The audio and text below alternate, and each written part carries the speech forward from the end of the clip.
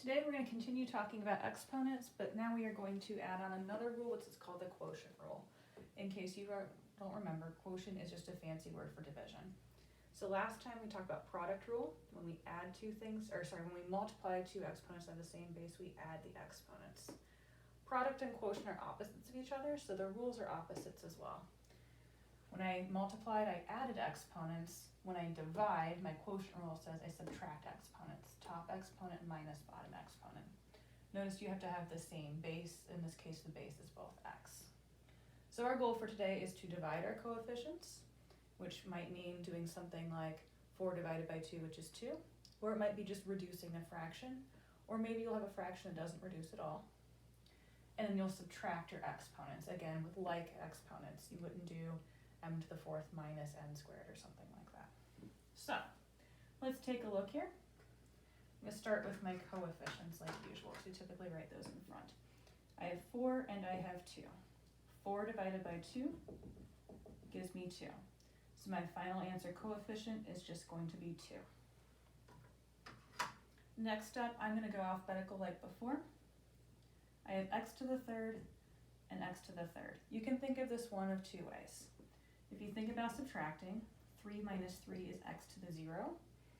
And when you have something like x to the 0, that means things have completely canceled. You're not going to see any x's in your final answer. The easier way to think about this, without having to think about this exact rule, is if you have the same exact thing top and bottom, you can cancel those out. So since 3 minus 3 is 0, I'm not going to have any x's in my final answer. Next up, y's. I have just a y to the fourth, nothing else, so that is going to stay a y to the fourth. And then finally, z to the third, and then z on the bottom. That's like a 1. For z's, I'm thinking 3 minus 1, so I'm going to get z to the 2, or z squared. This right here is your final answer. Notice it doesn't look like a fraction anymore, and that's okay. The reason it doesn't look like a fraction anymore is that 4 divided by 2 gives us 2. If you'd like to write this whole thing, I'm going to write it off to the side like this with a 1 on the bottom, because if you think of 4 over 2 reducing as 2 over 1, that is perfectly fine as well. Let's try another one. So starting with our coefficients, I have, and these markers don't want to cooperate. Okay. I have 4 over 3. I cannot reduce that fraction any further. 4 divided by 3 does not reduce further. We do not want to write our coefficients as decimals either, by the way. Just going to leave a 4 on top, 3 on the bottom, because that fraction doesn't reduce. Now let's go with our exponents. I'm going to start with m's. For m's, I'm thinking m to the 4 minus 2, which is 2.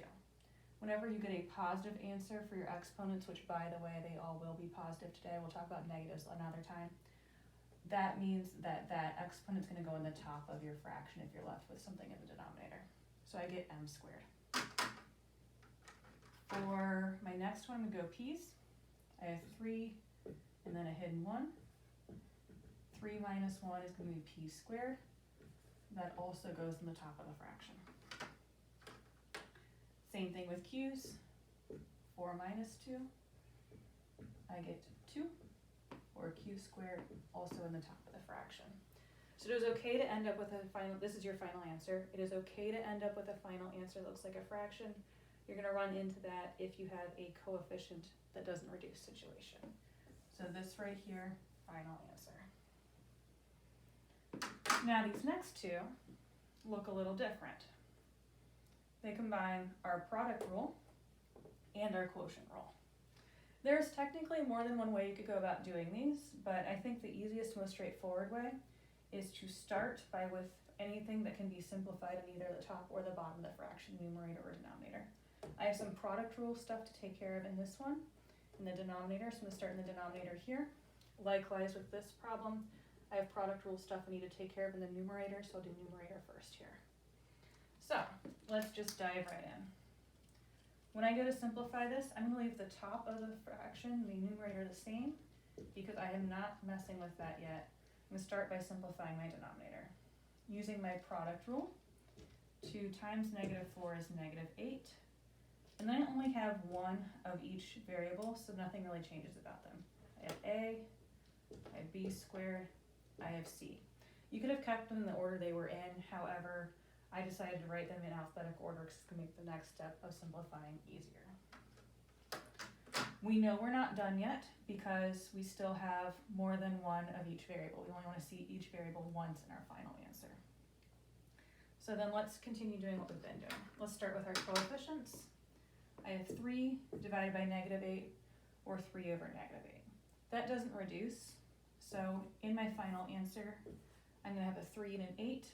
The negative needs to go somewhere. You can keep it on the bottom, you can put it on the top, doesn't matter. But I need to have -3 over 8 somehow involved in my final answer. Looking at variables, let's start with a's. I have a to the 3rd over a, so I'm thinking a to the 3 minus 1, which is a squared, and that a squared goes in the top part of my fraction. B's, I have b to the 3, b to the 2. 3 minus 2 gives me b to the 1, which is the same as just b. You can write it either way. I'm going to write it as just b. And then C's, 4 minus 1 gives me c to the 3rd. This right here is your final answer. A couple of different ways your final answer could look different. You could choose putting the negative on the bottom. Usually we put negatives on top, but I'm not going to be too picky. As long as you have a negative in there somewhere, I don't care. If you have your letters in a different order, your variables, that's okay too, as long as each one has the right exponent. Let's do one last one. Again, since we have something to simplify in the numerator, we're going to start with the numerator this time. -4 times -3 is positive 12. For my x's, I have x squared. 2 plus 2 gives me x to the 4th. I only have one y, so it's going to stay y to the 1 or y. And then z's, I have z to the 1, z to the 3rd, 1 plus 3 gives me z to the 4th. Denominator has not changed at all, so I'm just going to kind of write it out again. And then moving on from here, we need to use our quotient rule. So we need to divide our coefficients, subtract our exponents. 12 divided by -2 is -6. If you'd rather write that as -6 over 1, you can. However, I'm just going to write -6. Then moving on, x's, I have 4 minus 1. 4 minus 1 gives me x to the 3rd. Y's, I have y to the 1 and y to the 1. Just like we had back here, I have the same exact power of y in the numerator and the denominator. So I can think y to the 1 minus 1 gives me y to the 0, which means they cancel. Or I can just notice that they're exactly the same and cancel them that way. So no y's in our final answer. And then last but not least, z's. Z to the 4th over z squared. 4 minus 2 gives me z squared, or z to the 2nd in my final answer. And that is it right there. That's all we're going to talk about today with quotient rule. Have a fabulous day.